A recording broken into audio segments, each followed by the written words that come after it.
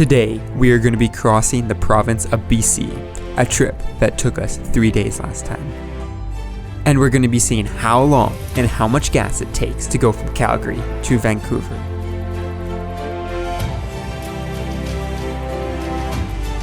Well, that was a plan until something unexpected happened.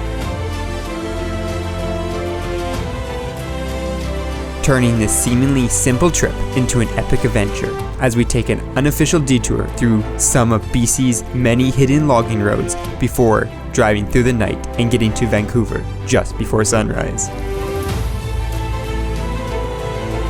Now, what was the detour that could have possibly added 6 hours? You're just gonna have to watch and find out. What is up, and welcome back to the channel and my overland Subaru Forester. Today we're gonna embark on a crazy adventure, I guess. Not really a crazy adventure, just one that doesn't make a lot of sense. Today we're gonna be driving all the way from Calgary here to Vancouver. And I'm gonna let you know exactly how many times it takes me to fill up and how long it's gonna take. So that is the plan today. I'm doing Highway 1. If you wanna see more of a laid-back adventure, there is a video out of me taking 3 days, and now we're gonna do it in one, because, well, why not? So as soon as I drive off this driveway, the timer's gonna start and we're gonna start our adventure. So let's go. And well, we're on the road. So as I said, we are going all the way to Vancouver. It's exactly, I think it's 1,007 kilometers, which is hilarious because it's almost perfectly 1,000. And that's just because of where I'm going, Center for Digital Media. It is exactly 1,000 kilometers away from my house. So we're on the highway. I got the timer started and we have a full tank of fuel. So as I said, I'm gonna be letting you guys know when I fill up, how much I fill up for, and the time. So every one of these check-ins we kind of do, I'm gonna go ahead and kind of have the time pop up. So we'll have a timer somewhere here. I don't know, future Chase can figure it out. It's not my problem right now. My problem is getting to Vancouver. But as I said, we're gonna be driving Highway 1 because that is the fastest route, and that's gonna take us to places like Golden, Revelstoke, Hope, Merritt. I don't know why I said Hope before Merritt, Kamloops, and the Shuswap. Maybe I'll get ice cream today, we'll see, we'll have to see. Maybe I'll be through there too late, I don't know. This is kind of a cannonball run, if you will, trip to Vancouver, because next video, we're gonna go do some epic adventures with the Vancouver Subaru Club. So that's kind of the plan. So we first gotta get there, so that's what we're gonna be doing. I'm gonna go get around Calgary because, as you guys know, I'm on the east side. I gotta get to the west side before we hit the mountains. So that's kind of the plan. I'm taking Stony, and I will see you guys on the other side because honestly, this highway Stony isn't that interesting. So I'll see you on the other side. So now on the ring road, we found ourselves making our way around Calgary with the relatively quiet mid-morning traffic, and soon turning on to Highway 1.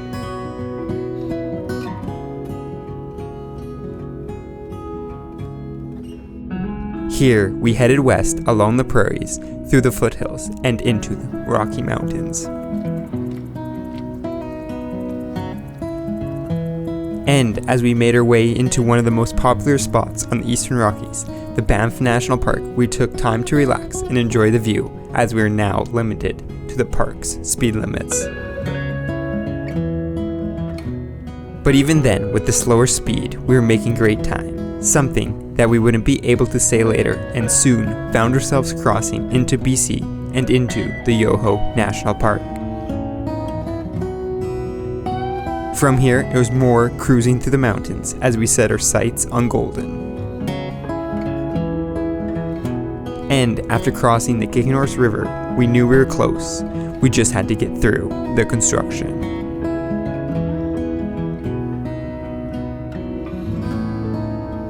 Which didn't take that long, allowing us to make our final descent down the hill and into Golden.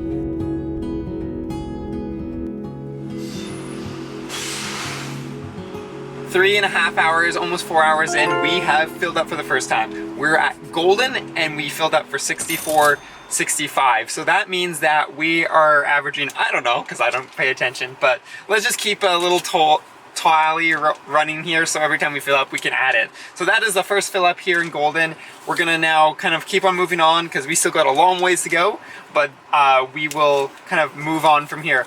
It's warm, it's 26, but it actually isn't that bad. I am noticing one of my brakes is sticking again, so that's always fun, so I gotta make sure that's cool. But yeah, we're just gonna grab a little bit of food and keep on moving because, well, I don't want to stop because we're still, I think, 7.5 hours away. Little did I know 4 hours was gonna be nothing on this trip. But anyways, after grabbing some food to eat on the road, we kept pushing west, now aiming for Revi. Here, we pushed through the relatively flat land before making a slow climb towards Rogers Pass.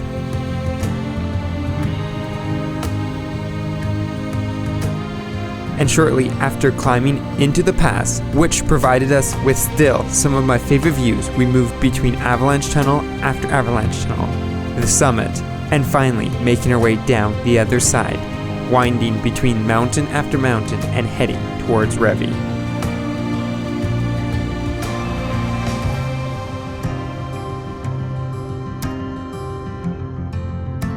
As we were getting closer, something was not looking right, and as we entered the town of Revelstoke, we could see exactly what was going on. Well, things got a little more interesting. We're here on the side of the highway where it's closed about 5 kilometers that way. There's like a 5-kilometer lineup, and Drive BC, where they post everything, it's been closed since 2:25 p.m. So when we're up in Rogers Pass, we seen that, and well, it turns out that the next update is 7 p.m. So we have a couple options. The first option is to wait in this line and hope that it opens up sooner than later. There was 2 tow trucks that went that way, so my guess is maybe that will open up sooner than later, and then they'll be running traffic through here. The other option, actually we have 2 options. We go down to Departure Bay, cross there, and then cross again another lake in the Coonies. That would be one of the options. My issue is Departure Bay is going to be super busy and it's every half hour, so it's a long ferry ride. But if we go down the side of Arrowhead Lake, I believe it's Arrowhead Lake, Upper Arrowhead, there's a ferry cable car that you can kind of take across. So my thought is maybe that cable ferry will take us across one way, drive the highway, and then we take another ferry the other way. The only issue is that other ferry is probably really backed up and it's a really small ferry. It's like 24 cars. So my thought is that's gonna really detour the plan. Well, it already has. It is 5 p.m. right now. We have now been on the road for, give me 1 second here. We've now been on the road for 6.5 hours. We should be almost halfway there, and we're not. So this turned into a real big adventure. So I'm just debating. I'm gonna wait maybe 10-15 more minutes because those tow trucks will get there and we'll see maybe an announcement or see some more movement. And then if we don't, that's where we're gonna be turning around, and I think we're gonna do the side where we hit the cable ferries, because those cable ferries will take us not a shorter route, but it will be less busy, and less busy usually means shorter in this case. So that's kind of the plan. I'm gonna wait for a little bit and then we'll see what happens. But hey, this is what happens when you're driving BC. It's gonna be a long day though. So we will figure out a plan and go from there. And well, we're going for it. As I said, they said the next update is 7 p.m. They can't guarantee it's gonna be open at 7 p.m. And there's so many people, it's gonna take a couple hours to get through there, even if they open up one lane. So I rather just continue moving, and we're still kind of heading in the Vancouver direction because we're going more south now than west. Don't know why I said east. Going west. So we are kind of gaining that altitude, and then instead of coming back up north, we're gonna go into Vernon, and then from Vernon we'll get back on, I think, not the main highway, but a highway that will eventually take us to Vancouver. As I said, it's gonna be a long day, but I hope you guys are enjoying it. I've got 3/4 tank of fuel, I got 300 kilometers left, so that will get me to at least Vernon. What we're gonna do is we're gonna watch for the Shelter Bay ferry and see how busy it is. Looked at the webcams, it looks pretty busy. So what I'm thinking is, we see, hopefully they'll show where you are on the ferry, and I know it's a 80-car ferry, so you can get a few cars on, but we got trailers and everyone, so I don't know how many we'll get on there. So what we're gonna do, as I said, is we're gonna go ahead and kind of go as the crow flies. Figure it out as we go, because, well, that's what we're doing already, so might as well continue doing it. And well, Drive BC said exactly what I was thinking. So the Shelter Bay terminal is now experiencing delays up to 3 hours. I am not going to sit there for 3 hours. I know my car's more than capable to hit the forestry road right down to Arrowhead Lake and then into Needles. So that is what we're going to do. We're just going to go right past Shelter Bay, hit the gravel, and keep on going. This is a true adventure. What I was gonna do a simple little video of just, hey, we're gonna go to Calgary to Vancouver and this is gonna be the trip, turned into a, how are we gonna get across BC because the main highway is closed. So I guess you'll have to wait till I maybe come back to see exactly how many hours and how much gas it takes to go. We'll still do that. We'll still have everything up here, but it's not going to be representative of what is actually possible. So yeah, let's just keep on going. I'm enjoying this beautiful drive back here. It's a little bit smoky today.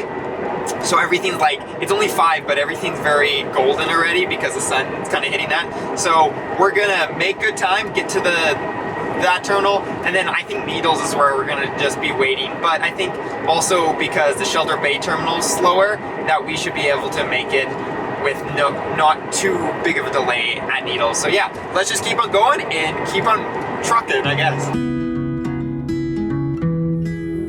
As we came up on the ferry and turned off to the logging road, we could see the line of cars that stretched much past the waiting area and on to the highway. But for us, that wasn't a problem as we drove onto the logging road, which was surprisingly rough. Well, until we aired down.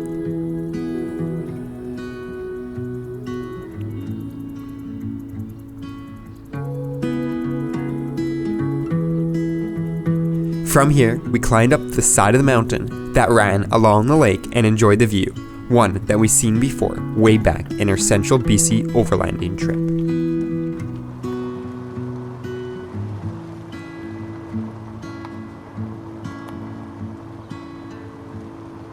And well, we're on the road. And well, we're on the gravel this time. Not something I was expecting to go to Vancouver, but hey, this is what happens when you kind of end up in these situations. So we're heading along this forestry road, of course. We're calling, as we do.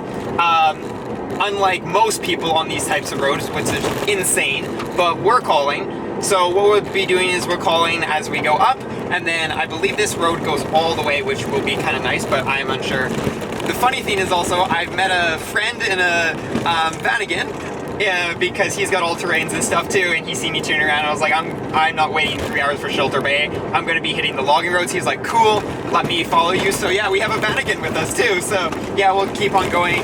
I'll probably stop every once in a while and get a couple shots here and there, so yeah. As we pass a campsite, we enter new terrain, not knowing what to expect. But as we moved farther and farther from any civilization, we got deeper and deeper into the now mature forest. Here, the road varied from a rocky trail to smooth, road-like surface with no real explanation. And, well, besides the epic forest that surrounded us, every once in a while, we would get a reminder of how far we really are as we crossed over some epic, untouched rivers. Yet, we couldn't stay for long as we still had hundreds of kilometers to go today as we continued to make great time, now feeling like a stage rally trail. And I was enjoying this drive so much, plans changed as we turned deeper into the wilderness and attempted to avoid all ferries by taking the logging road right to the highway. Now relying on our maps and navigational skills, we moved into another valley, this one without a lake, and passed many logging sites after logging sites.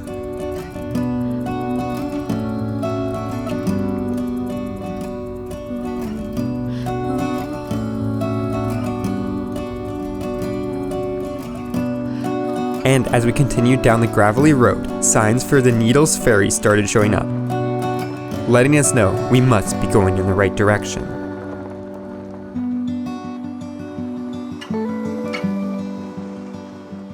As the day started to turn to night and the sun started setting, we started seeing signs of civilization, from wreck sites on smaller lakes to power poles. And as we drove down the lakeside, we found ourselves passing a few homes. It wasn't long after we made our final turn off of the radio-controlled roads, filled up our tires, and hit the highway. Now on one of BC's smaller secondary highways, the sun dipped below the mountains and we found ourselves winding through the hillside.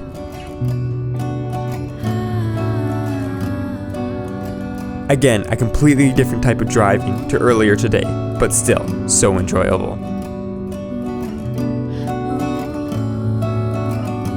And just as the last little bit of light disappeared from the sky, we pulled into Vernon for some gas, many hours later. And well, we got gas again. I just looked at our clock. We've been on the road for 12 hours. That detour was more of an adventure than a detour, but hey, it was fun, so whatever. So we filled up for the second time, and this time gas is more expensive as we get deeper into BC. So it is $173.9, and it was a full tank again because I'm running it pretty empty, which I shouldn't be, but it was $90. So $90, or it's actually $89.63, so add that to that total, and take a look at the clock. So we have like 4.5 more hours, 5 more hours, and we get to go through the pass and stuff, so there's not many people, so I guess that'll be kind of fun. I'm honestly gonna use some of my lights, like my roof rack ones, because honestly there's no one there. I know it's technically not allowed, but at this point it really doesn't matter. But yeah, we're gonna push through the pass and then go down the Coquihalla and then get into Vancouver in 4 hours. So let's go ahead and hit the road. Now in complete darkness, we hit the highway again, this time heading up and over the mountains on 97C and through Kelowna. And well, it had a pretty nice view in the day. We couldn't see anything besides the towns we went through and the occasional car. Thankfully, due to the lack of traffic, we could light up the night and turn on the lights, making driving through the darkness actually quite enjoyable. And after what didn't feel like that long, we made it back onto Highway 1 through Merritt and made our descent down into the Coquihalla, where we actually found other people making a very late night drive. And as the land started to level out, we knew we were getting close as we finally entered the lower mainland and set our sights for Vancouver. But not before making one last fill up. And well, 16 hours into the adventure, we have our last fill up here. I honestly probably didn't need to fill up. We only got about less than 100 kilometers to go, and I had still over a quarter of a tank. But I just wanted to get it in Chilliwack because it's cheaper here than in Metro Vancouver, so might as well fill up here rather than there. So the damages were, we did 72.31. And as I said, that wasn't a full tank, that was 3/4. So we actually got less. And actually it's cheaper here than in the other place we filled up before that, Vernon, I think. Yeah, Vernon, it was a little bit more expensive. So it just depends where you're filling up. So yeah, 3 tanks of gas will get you to Vancouver in a Subaru Forester that has all terrains, a roof rack, a rooftop tent, and no front bumper. So that's pretty good. Anyways, as I said, we're almost there, 100 kilometers away, so we're gonna do the last little jaunt in the dark. The roads are empty. I put the covers back on my lights because, well, it's a little bit more populated, so I don't need them anymore. So yeah, we will see you in Metro Vancouver.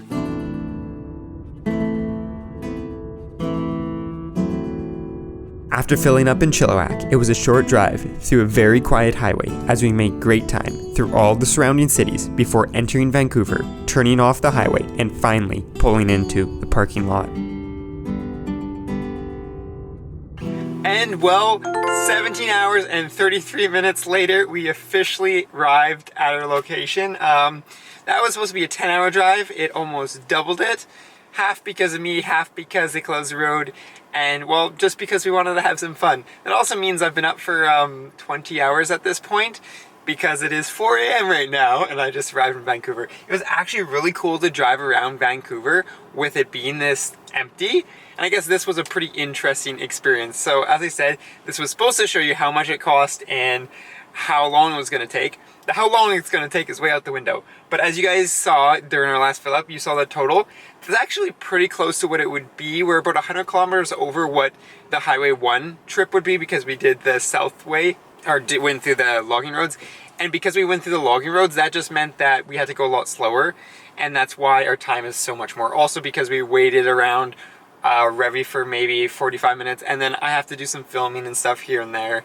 So take it with a grain of salt. But yeah, that's gonna be the end of our adventure today. I hope you enjoyed my, I guess, a little bit of misfortune and our really cool new area we discovered. I'm definitely going to be returning there to explore some of the amazing logger roads, because as you guys saw, that place is just ready for some exploration. So until next time, peace out and stay humble.